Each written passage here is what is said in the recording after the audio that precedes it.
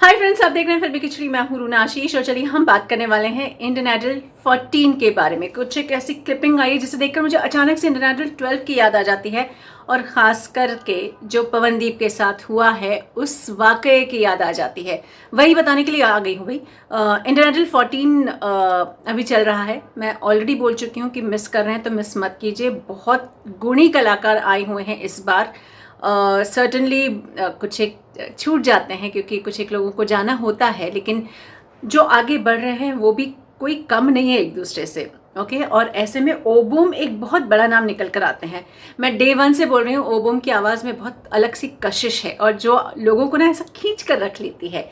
अब हुआ ये कि थोड़ी क्लिपिंग्स चल रही हैं ओबूम की, कि कैसे वो टुटिंग गांव, जो उनका जिस गांव से वो बिलोंग करते हैं अरुणाचल प्रदेश के, वहाँ की बात चल रही है। उन्होंने गाना भी बनाया है और उसी गाने को लेकर बात चल रही है। हुआ ये था कि जब एनिमल की टीम यानी कि एनिमल फिल्म की टीम में रणबीर और रश्मिका दोनों पहुंचे थे अपनी फिल्म का प्रमोशन करने के लिए इंडियन आइडल के सेट पर, तब ओबोम से बात हो रही थी। ओबोम ने कहा था कि आप मेरे गांव में कैसे पहुंचेंगे, वहाँ आना जाना बड़ा मुश्किल हो गया है। और वहाँ पे भूस्खलन की कुछ हमने विजुअल्स देखे थे जिसे देखकर ना बुरा लगता है कि अरे देखो, एक गांव प्राकृतिक आपदाओं के चलते दूसरी जगह से, दूसरे पार्ट से कट जाता है, तो ऐसा लगता है कि भाई सब ठीक हो जाए उस गांव में।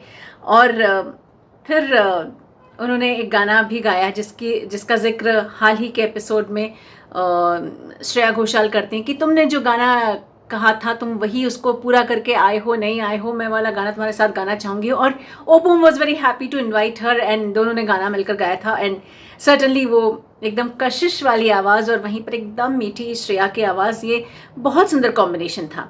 लेकिन अब जो गाना बनाया गया था वो गांव के लिए बनाया गया था। उस गांव तक सड़क नहीं जाती है और प्राकृतिक आपदाओं के चलते बहुत बार सड़क टूट चुकी है, ऐसा हम देख चुके हैं। उस वीडियो में तो यही नज़र आता है। मैं कुछ रिसर्च भी कर रही थी तब भी यही समझ में आ रहा था मुझको कि पहाड़ टूट जाते हैं बारिश में, तो कभी भूस्खलन हो जाता है, तो ऐसे इलाकों में कनेक्शन नहीं हो पाता।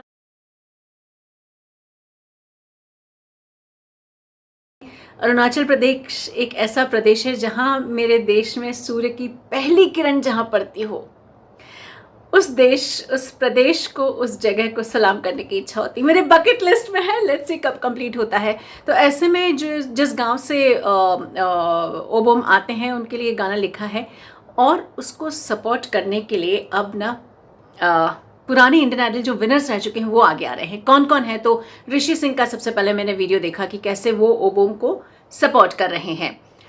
उसके बाद अगर मैं बात करती हूँ तो मुझे सलमान अली का वीडियो देखा जिसमें वो बोल रहे हैं कि मुझे मालूम है कि घर नहीं जा पाने का दर्द कैसा होता है। देन वो सपोर्ट भी करते हैं और गाना भी गाते हैं।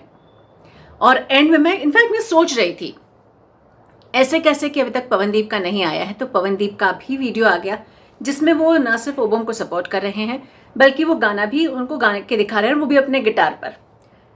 सो I was happy to see that. और फिर अचानक से मुझे ना एक चीज़ दिमाग में आई कि याद कीजिए वो पल जहाँ इंडियन आइडल में पवनदीप वॉज द कंटेस्टेंट 12 के टाइम, उनके घर तक पक्की सड़क नहीं जाती थी। तो इंडियन आइडल वालों ने अपने वहाँ की लोकल अथॉरिटीज़ से बात की, सब लोगों से बातचीत करके मैनेज करके सड़क और घर को पक्की सड़क से जोड़ा गया, मेन सड़क से।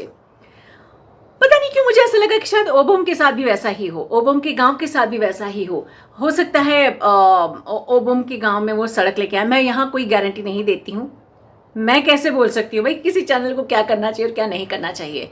बट मुझे एक सोचने में आता है कि बात कर रहे हैं, क्योंकि क्या होता है कि वहाँ के लोकल अथॉरिटीज़ से बात होनी चाहिए। वहाँ के निकाय जो अलग अलग पार्ट्स हैं, जो सड़क डिपार्टमेंट होता है, परिवहन डिपार्टमेंट होता है, उन सब से बहुत सारा मैनेज करना होता है और तब जाके ये काम होता है। लेकिन एक बात तय है कि अगर ये काम वो सोच भी रहे हैं, मुझे नहीं मालूम कितना सफल होते हैं या नहीं होते हैं, या काम वो कर भी रहे हैं या नहीं कर रहे हैं, लेकिन वो जिस भी तरीके से उस गाँव को सपोर्ट करने के लिए आगे आए हैं चैनल वाले और प्रोडक्शन हाउस, उसके लिए मैं उनको शाबाशी देना चाहूँगी, उनकी तारीफ़ करना चाहूँगी और उनको प्रोत्साहन भी देना चाहूँगी कि आप बहुत सही काम कर रहे हैं कि आपको एक मंच दिया गया है जहाँ पर आप ना सिर्फ वहाँ के रहवासी एक कलाकार को मौका दे रहे हैं, बल्कि उस शख्स की ज़िंदगी के आसपास जो परेशानियां चल रही हैं, एटलीस्ट उसको आप रजिस्टर कर रहे हैं और पूरे देश को दिखा रहे हैं कि देखिए ऐसा होता है और हम चाहते हैं कि इस गांव की उन्नति हो। ये जो गुडविल और ये जो गुड इमोशन रहता है ना, मुझे हमेशा ऐसा लगता है कि ये परिवर्तित होते हैं और आगे बढ़ने के लिए प्रोत्साहन मिलता है इन सब चीज़ों से। सो पता नहीं क्यों ऐसा लग रहा है मुझको कि जैसे पवनदीप के घर में सड़क बनी थी, हो सकता है ओबोम के घर के आसपास भी सड़क बन जाए। बहुत बेसिक नीड होती है किसी भी इंसान की, किसी भी गांव की, किसी भी कस्बे की, किसी भी शहर की।